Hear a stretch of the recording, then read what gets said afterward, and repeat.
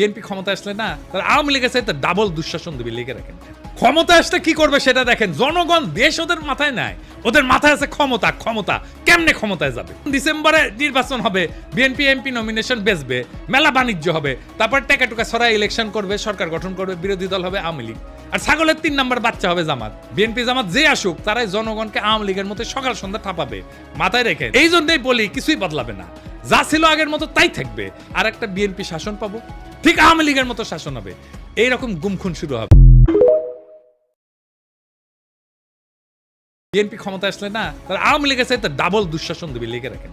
ক্ষমতা আসলে কি করবে সেটা দেখেন। জনগণ দেশ ওদের মাথায় নাই, ওদের মাথায় আছে ক্ষমতা। ক্ষমতা কেমনে ক্ষমতায় যাবে? ডিসেম্বরে নির্বাচন হবে, বিএনপি এমপি নমিনেশন বেচবে, মেলা বাণিজ্য হবে, তারপর টাকা টুকা ছড়াই ইলেকশন করবে, সরকার গঠন করবে, বিরোধী দল হবে আওয়ামী লীগ, আর ছাগলের 3 নাম্বার বাচ্চা হবে জামাত। বিএনপি জামাত যে আসুক তারাই জনগণকে আওয়ামী লীগের মতো সকাল সন্ধ্যা ঠাপাবে, মাথায় রেখে। এই জন্যই বলি কিছুই বদলাবে না, যা ছিল আগের মতো তাই থাকবে।